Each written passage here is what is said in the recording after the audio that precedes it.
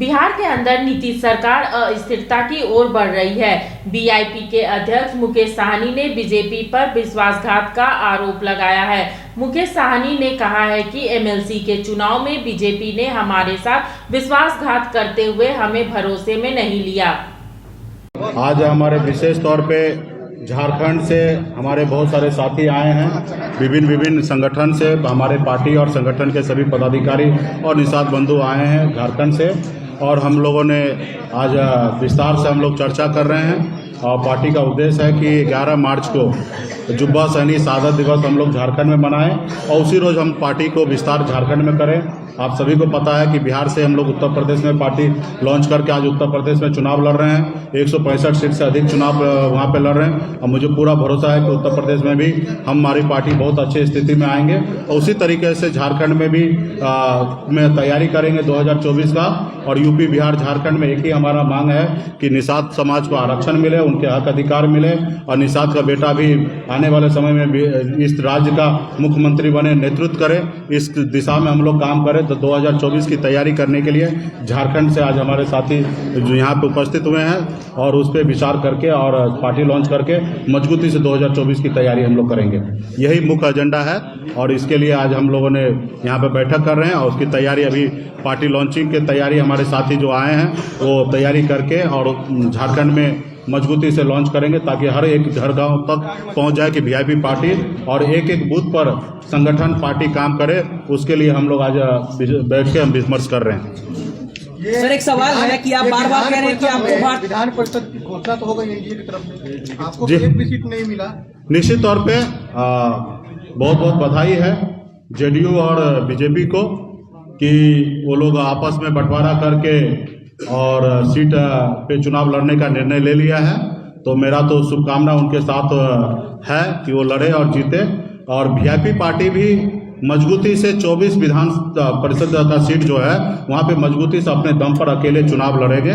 इसके लिए हम लोग बहुत जल्दी घोषणा करेंगे कैंडिडेट का, तो इसके लिए तैयारी हम लोग करेंगे। हम एक मल्ला निषाद का बेटा है, संघर्ष करना सीखे हैं और संघर्ष करते करते इस जगह तक पहुँचे हैं। और लोग हमें इग्नोर करते हैं। लोग को लगता है कि निषाद का वोट है उनका जागीर है कि वो हमें रखे या हिस्सेदारी दे या ना दे, वो उसका वोट उनको मिल जाएगा। तो खैर वो गलतफहमी का शिकार हो चुके हैं और वो लोग अपना करें। मुझे लगता है कि वो बड़ी पार्टी है। गठबंधन तो तब होता जब वो अपने आप को कमजोर समझते हैं। 2020 में कमजोर समझ रहे थे तो बुला के गठबंधन किए। हम इन्विटेशन तो देने के लिए गए नहीं थे कि हम आपके साथ आना चाहते, हम तो अकेले लड़ना चाह रहे थे। लेकिन उनको एहसास हुआ कि मैं कमजोर हूं तो साथ लिए। आज उनको लगता है कि हम अकेले लड़के जीत सकते हैं, तो उनको शुभकामना है कि लड़े जीते। हम तो कल भी संघर्ष करने वाले व्यक्ति थे, आज भी संघर्ष कर रहे हैं, हम लड़ाई लड़ेंगे।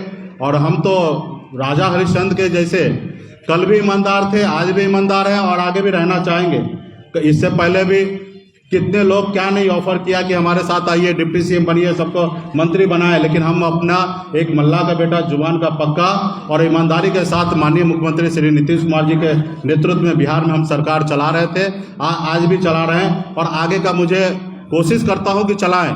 लेकिन लोग इसी तरीके से बेइज्जत करते रहेगा तो मुझे लगता है कि हमें अपना भी एक दुनिया बनाने की आवश्यकता है। जब आज एमएलसी की बात हुआ तो दूर कर दिए, मान लीजिए कि गठबंधन से निकाल दिए। हालांकि हम सरकार के साथ हैं, मुख्यमंत्री नीतीश कुमार जी के साथ है, हमारी सरकार चल रही है। हम एक हिसाब से मान लीजिए कि गठबंधन से हमको और मांझी जी को निकाल दिए, बेगर पूछे बेगर बात हुए उन्होंने निर्णय ले लिया। प्रेस कॉन्फ्रेंस में कहा कि हम अपने सहयोगी दल को भरोसे में लेंगे। तो आप सबको पता है कि भरोसे में कब लिया जाता है, जब काम करने से पहले भरोसे में लिया जाता है, काम करने के बाद भरोसे में नहीं लिया जाता है। काम करने के बाद भरोसे में वो आदमी लेता है जो हम कहानी में सुनते हैं कि हिटलर हुआ करता था, जो पहले सोच लेता, जो मर्जी होता था वो कर देता था। तो मुझे लगता है कि यहाँ पे भी कोई हिटलर नहीं है और कोई हिटलर को सुनने वाला नहीं है। तो उनको जो उचित लगा उन्होंने निर्णय लिया है। हम अपनी निर्णय निश्चित तौर पर लड़ाई लड़ेंगे, मुख्यमंत्री नीतीश कुमार जी के साथ हैं और आगे भी हम चाहते रहें। लेकिन ये चीज़ें सिर्फ हमारे इधर ही लागू नहीं होता, ये चीज़ उनके इधर भी लागू होता है कि वो रखेंगे कि नहीं रखेंगे। इस बार तो साबित कर दिए कि वो नहीं रखना चाहते, दूर कर दिए।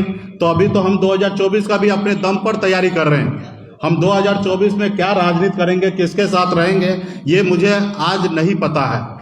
क्योंकि उन्होंने तो निकाल दिया है, वो रखेंगे नहीं रखेंगे वो उनके ऊपर है। अभी हमें 2024 में सोचना है कि हमें क्या करना है, तो हम अपनी तैयारी कर रहे हैं और हमारी पार्टी का एक ही मांग है, एक ही लड़ाई है कि निषाद समाज को अधिकार मिले, उनको आरक्षण मिले, यूपी बिहार झारखंड को आरक्षण मिले।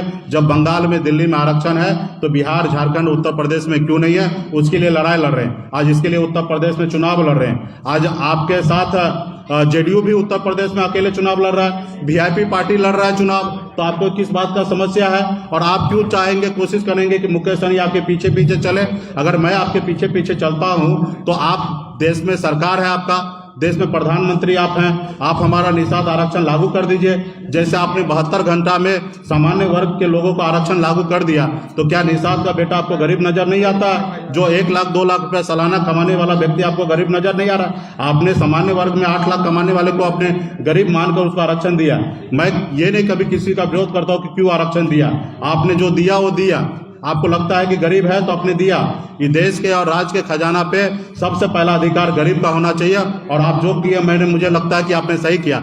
लेकिन निषाद मछुआरा का बेटा भी तो देश में गरीब है, उनके लिए भी हक अधिकार के लिए उसके भी आरक्षण को व्यवस्था आप ही को करना है। तो मैं तो आज तक आपने बंद कमरा में 2014 में 2019 में आपने हमेशा कहा कि निषाद को आरक्षण करेंगे, लेकिन इतना साल बीतने के बाद भी आरक्षण नहीं कर रहे। तो मेरे पास एक ही विकल्प है कि इस देश में हम अपनी वजूद को कायम करें, अपनी लड़ाई लड़े।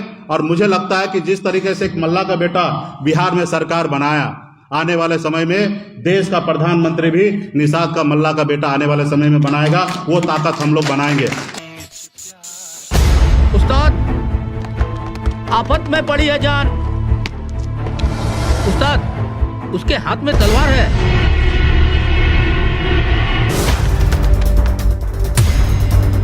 तलवार का मुकाबला पाइप से।